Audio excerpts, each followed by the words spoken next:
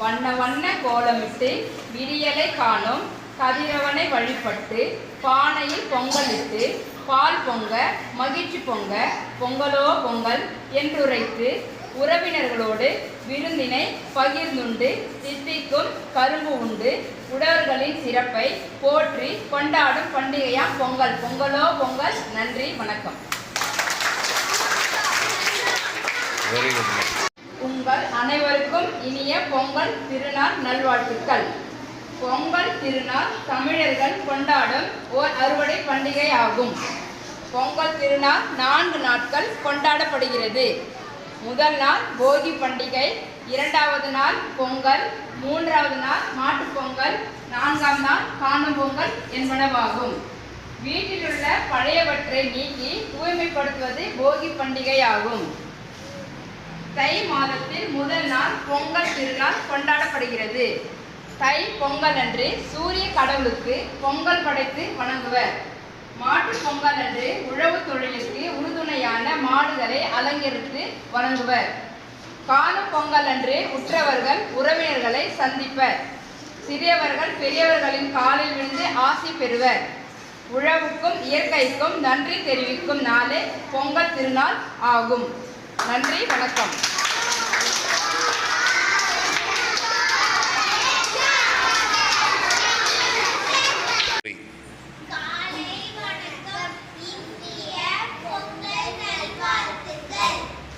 பொங்கல் பற்றிய சிறு நாடகம். கதாபாத்திரங்களாக நிகிதா மகளாக, வசீகரன் மகனாக, தக்ஷன் மகனாக. நிகிதா நிகிதா வாங்க. இன்று போகி பண்டிகை, அதனால் சீக்கிரமாக என்னை எழுப்பிவிட்டேன். போகி பண்டிகை என்பது பழைய பொருட்களை எரித்துவிட்டு பழைய தீய எண்ணங்களை புதைத்துவிட்டு நல் எண்ணங்களை உருவாக்குவதுதான் போகி பண்டிகை. இப்போ போகி பண்டிகைன்னா என்னன்னா, நம்ம வீட்டில் பழைய திங்ஸ்ல வச்சுருப்போம் இல்லைங்களா, அதெல்லாம் எரிச்சிடுவோம். அது பழைய பொருள் பேப்பருங்க எதுவாக இருந்தாலும் போட்டுருவோம். அதே போல் நம்ம மனசுல கெட்ட எண்ணம் எதுவுமே இருக்கக்கூடாது. தீய எண்ணங்கள் தீய செயல்கள் எதுவுமே இருக்கக்கூடாது. அன்னைக்கு அதெல்லாம் முடிச்சிடணும். இது வருட பிறக்கும் பொழுது எல்லாம் புது உணர்வோடு இருக்கணுன்றது அர்த்தம். சரியா? அப்போ நெக்ஸ்ட்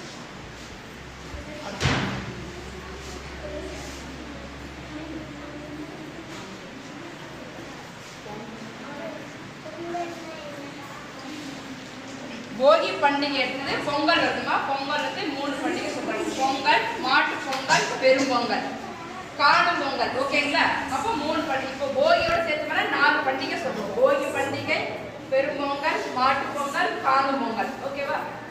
ஃபர்ஸ்ட் டே பெரும்பொங்கல் சொல்லுவோம். பெரும்பொங்கல்ல நம்ம சூரியனுக்கு படையை போட்டு பண்ணுவோம். அது எப்படி பண்ணுவோம் நம்ம அப்படின்னா, அந்த கிராம சைடு நிறைய செய்வாங்க. அது பெரிய அடுப்பு தோண்டி புது பானை வச்சு அதில் பச்சரிசி வச்சு பொங்குவாங்க. அப்போ பொங்கி வரும் பொழுது பொங்கலோ பொங்கல் சொல்லுவாங்க. எல்லாரும் வீட்டை பார்த்துருக்கீங்களா?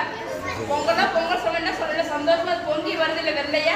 அதுக்கப்புறம் அதில் வெல்லம், ஏலக்காய், முந்திரி, திராட்சை, நெய்யெல்லாம் போடுவாங்க. எதுக்காக அது போடுவாங்க? வெல்லம் இனிப்புக்காக போடுவாங்க. நம்ம எப்பவுமே இனிப்பாக இருக்கணுன்றதுக்காக. சரியா? நெய் எதுக்காக போடுவாங்க? பசு நெய். நம்மளுடைய மனம் வந்து நெய் எப்படி மணக்குதோ அதே போல் நம்மளும் மற்றவங்களுக்கு மனமாக இருக்கணும், நல்ல செயல்களாக செயல்படணும், நல்லா இருக்கணுன்றதுக்காக அதை சேர்க்கிறது. சரியா? அப்போ ஃபஸ்ட்டு சூரியன் உதயமாவது அந்த படையல் போட்டு கரும்பு மஞ்சள் கிழங்கு தான் மெயினாக வைப்பாங்க அதுக்கு. அப்போ பொங்கல் கும்பிட்றப்ப வீட்டில் பார்த்துருக்கீங்களா எல்லாரும்? பொங்கல் வச்சுட்டு கரும்பு அப்புறம் மஞ்சள் கிழங்கு இதை வச்சு படைப்பாங்க. அது பெரும்பொங்கல். ஃபஸ்ட்டு புது ட்ரெஸ் எல்லாம் போடுவீங்களா நீங்கள்? எல்லாருமே பொங்கல் புது ட்ரெஸ் போட்டுட்டு பொங்கல் போடுவீங்களா போட மாட்டீங்களா? அப்போ புது ட்ரெஸ் போடுவீங்கல்ல. அப்போ தூங்கி எழுந்த உடனே குளிச்சுட்டு புதுசாக ட்ரெஸ் போடுவீங்க. சரியா? அப்போ உங்களுக்கு ஹாப்பியாக இருக்கும்ல, சந்தோஷமா இருக்கும்ல. அப்போ மம்மி புது ட்ரெஸ் வாங்கி கொடுப்பேன். எதுக்கு இந்த ட்ரெஸ்ஸே? பொங்கலுக்கு. அப்போ எல்லாருமே சந்தோஷமா இருப்பாங்க. அப்போ அந்த பொங்கல் விழாவில் கூட ஊரில் திருவிழா மாதிரி பண்ணுவாங்க. அது அந்த விழாவை கூட ஓட்டப்பந்தயம் வைக்கிறது, கயிறாடுது, நடன போட்டி, பேச்சு போட்டி, திருக்குறள் போட்டி, கட்டுரை போட்டி, ஓவிய போட்டி இதெல்லாம் வைப்பாங்கல்ல. இந்த வருஷத்துல ஒரு முறை தை முதல் நாள் அந்த பொங்கல் வரும். அப்போ எல்லாருமே ஹாப்பியாக இருப்பாங்க. ஏழைப்பட்டம் கூட செய்யாமலாம் இருக்க மாட்டாங்க. இந்த பண்டிகை மட்டும் கஷ்டப்பட்டாவது அந்த பொங்கல் வச்சு சந்தோஷமாக கொண்டாடும். தை பிறந்தால் வழி பிறக்கும் அப்படின்னு சொல்லியிருக்காங்கல்ல முதியோர்கள்லாம். அந்த வழி பிறக்குன்றதுக்காக தான் இந்த பண்டிகைலாம் செஞ்சு பண்டமெல்லாம் பெயிண்ட் அடிக்கும் சொல்லுவீங்களே வீட்டில். நீங்கள் பெயிண்டை வர்ணம் பூசுதல், சுண்ணாம்பு அடிக்கிறாங்கன்னு சொல்கிறாங்களே. அந்த வருஷத்தில் ஒரு முறை தான் இந்த பொங்கல் பண்டிகை அப்போ தான் சுண்ணாம்பே அடிப்பாங்க எல்லாரும். சரி, அதை வச்சு சந்தோஷமா கொண்டாடுவாங்க. அப்போ பொங்கல் என்னன்னு தெரியுது உங்களுக்கு? நெக்ஸ்ட் மாட்டு பொங்கல். மாட்டு பொங்கல் எப்படி பண்ணுவாங்க? யார்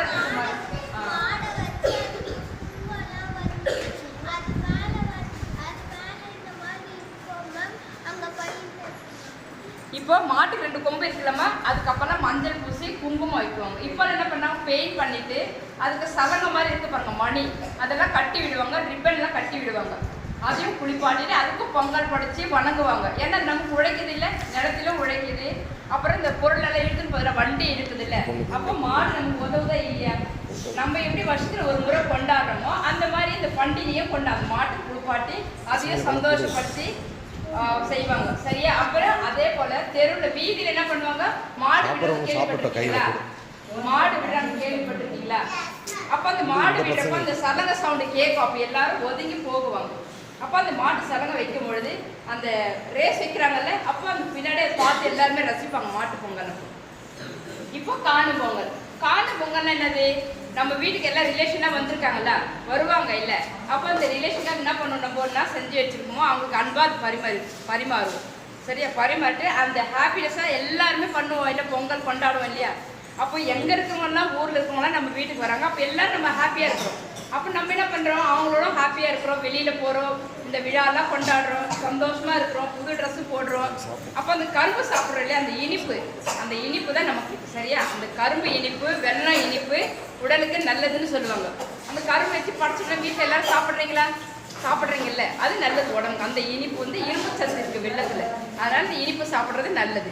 அதே போல் மஞ்சள் ஒரு விழா ஆரம்பிக்கிறோன்னா மஞ்சள் வச்சு ஆரம்பிக்கிறோம், மஞ்சள் கிழங்கு வைப்பாங்க. அப்போ அந்த மஞ்சள் நீங்கள் பூசிக்கிறீங்களா, வீட்டில் வைக்கிறாங்கல்ல, அதுவும் மஞ்சள் மகிமையை கொடுக்குறதுன்னு சொல்கிறாங்க. வெற்றிலை பாக்கு, அந்த இடத்துல வெற்றிலை இலை பாக்கு மெல் இலை, அப்போ அதுதான் வெற்றி இலை. அந்த வெற்றிலை பாக்கு வச்சு படைப்பாங்க. சரியா? அதே போல் பெரியவங்க காலில் நீங்கள் அம்மா அப்பா காலில் மீது ஆசீர்வாதம் வாங்குவீங்க. அதே போல் உங்களுடைய அப்பா அம்மா அவங்களோட அப்பா அம்மாட்ட ஆசீர்வாதம் வாங்குவாங்க. அப்போ நீங்கள் நல்லா இருக்கணும், நல்லபடியாக இருக்கணும் அப்படின்னு வாழ்த்துவாங்க. அப்போ இந்த தை பிறந்தால் வழி பிறக்கோ எதனால பொங்கல் வந்த பிறகு எல்லாரும் வாழ்த்து சொல்லி நீங்கள் நல்லபடியாக படிக்கணும், நல்லா முன்னேறணும், நீங்கள் சாதிக்கணும், படித்து முன்னேற அப்படி சொல்லுவாங்க. அப்போ நீங்கள் படித்து அந்த பெருகிட்ட அந்த ஆசீர்வாதம் வாங்கினாலே நீங்கள் நல்லபடியாக இருப்போம்னு சொல்லுவாங்க. சரியா? அப்போ எல்லாரும் பொங்கலுக்கு அப்பா அம்மா பெரியவங்க காலில் இந்த ஆசீர்வாதம் வாங்குவீங்களா? வாங்கினா நல்லது. அவங்க வாழ்த்துவாங்க இல்லை உங்களை, நீங்கள் நல்லா படிக்கணும், நல்லா படித்து வரணும், என்ன சாதிக்கணும்னு நினைக்கிறீங்களோ அதை சாதிங்க அப்படின்னு சொல்லுவாங்க. எல்லாருமே விழுந்து ஆசீர்வாதம் வாங்கினீங்கன்னா ரொம்ப சிறப்பாக இருக்கும். இந்த பொங்கல் சந்தோஷத்தை நல்லபடியாக கொண்டாடுங்க. சரிங்களா? நன்றி, வணக்கம். Very good. போதும் மிஸ், இது ஒன்றும் கூட என்கிட்ட கேட்டிருந்தீங்கன்னா ஒன்றும் சிறப்பாக பண்ணிடுறேன்.